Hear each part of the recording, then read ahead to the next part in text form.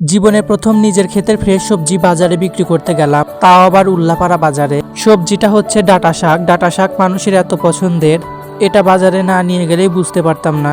কোনো কাজই অসম্মানের নয়, শুধুমাত্র চুরি করা বাদে সব কাজই অসম্মানের।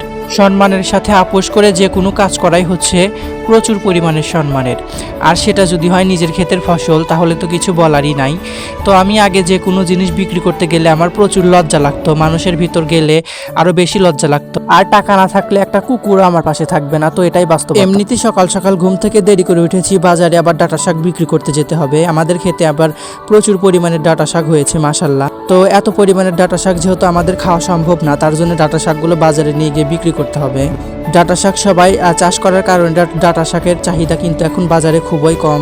তো আমি সকাল সকাল ঘুম থেকে উঠে রওনা দিয়ে দিলাম আমাদের ডাঁটা ক্ষেতের উদ্দেশ্যে। খেতে গিয়ে দেখি আমার আম্মা ডাঁটা তোলা শুরু করে দিয়েছে।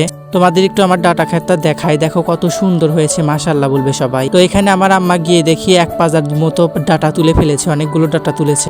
তো আমিও গিয়ে আম্মার সাথে কয়েকটা ডাঁটা তুলছিলাম মাকে সাহায্য করার জন্য। আর হ্যাঁ, তোমরা কারা কারা ডাঁটার তরকারি খেতে পছন্দ করো নিশ্চয়ই কিন্তু কমেন্ট করে জানাবে। মাশাল্লাহ ডাঁটা ক্ষেতটা এত সুন্দর, সবুজে পুরো ক্ষেতটা ভরে উঠেছে। সবকিছু কিন্তু আল্লাহর অশেষ রহমত। তো আজকে আমি ডাঁটা শাক বিক্রি করতে যাব, এটা আমার কাছে প্রাউড ফিল হচ্ছে। কারণ নিজের ক্ষেতে উৎপাদন ফসল বিক্রি করা এটা কোনো লজ্জার কাজ না, এটা অসম্মানের কাজ। আমি মনে করি যে কৃষিকাজ হচ্ছে সবচাইতে উত্তম কাজ এবং সম্মানের কাজ। যখন খুশি যেটা চাষাবাদ করে বাজারে বিক্রি করা যায়, যখন খুশি যেটা আবাদ করা যায়। আর আমাদের বাংলাদেশ হলো কৃষি প্রধান দেশ, কৃষিকাজের জন্য বাংলাদেশ বিখ্যাত এবং বাংলাদেশে প্রচুর পরিমাণের ফসল উৎপাদন হয়। তো তার জন্য আমি মনে করি চাকরির থেকে কৃষিকাজ অনেক ভালো, কারণ চাকরি মানুষের গোলামি করতে হয়।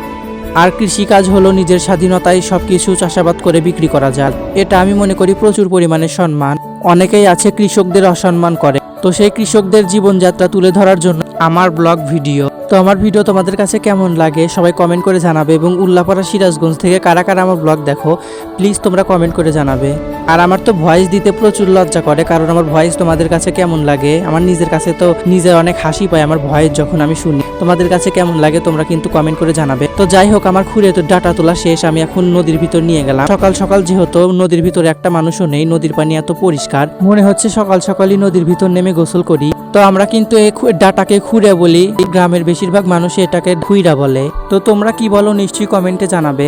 তাড়াহুড়ো করে এসে আবার খেতে বেশ কয়েকটা ডাটা শাক তুলতেছি, তোমাদের সাথে শেয়ার করার জন্য একটু ক্যামেরার সামনে আসছি। সকাল সকাল হওয়ার কারণে ক্যামেরাটা খুব একটা ভালো আসছে না। তো আমার কিন্তু ডাটা শাক তুলতে অনেক ভালো লাগে, মাটিতে কি সুন্দর নরমের মতো টান দিলেই উঠে আসে।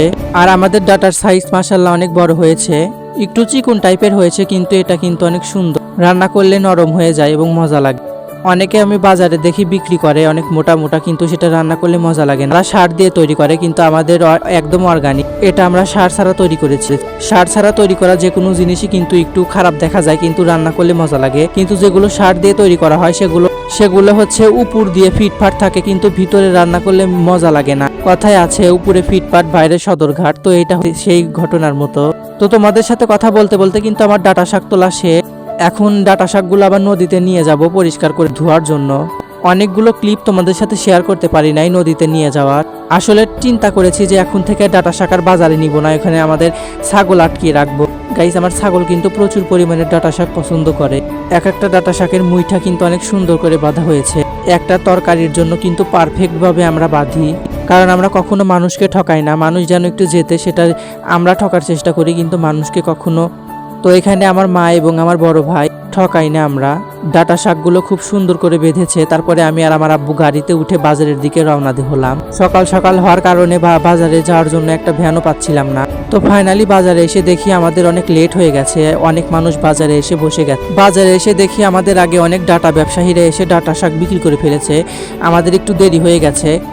তাদের ডাটা শাক মোটা হওয়ার কারণে কিন্তু আমাদের ডাটা শাকের চাহিদাটা খুব কম ছিল। কিন্তু মানুষ কখনো ভালো জিনিসের কদর বোঝে না, যারা সার দিয়ে তৈরি করেছে তাদেরটা মানুষ কিনছে।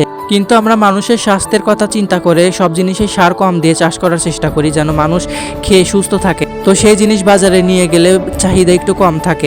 তো মাশাআল্লাহ পরে কিন্তু বিক্রি হয়ে গেছে। অর্ধেক খুঁড়ে বিক্রি হওয়ার পর আমি আব্বুর কাছে দিয়ে দিলাম, তুমি বাজারে গিয়ে বিক্রি করো। পরে আব্বু সেই ডাটাগুলো শাকগুলো বাজারে নিয়ে গেল। তো বাজার বলতে তোমরা এখন বলবে তুমি তো বাজারেই খুঁড়ে নিয়ে গিয়েছিলে, তো এটা হচ্ছে একটা ছোট বাজার। তারপরে আমি আব্বুকে উল্লাপাড়ার মেইন বাজারে নিয়ে যাওয়ার কথা বললাম যে তুমি ওখানে পাইকারি দিয়ে আসো।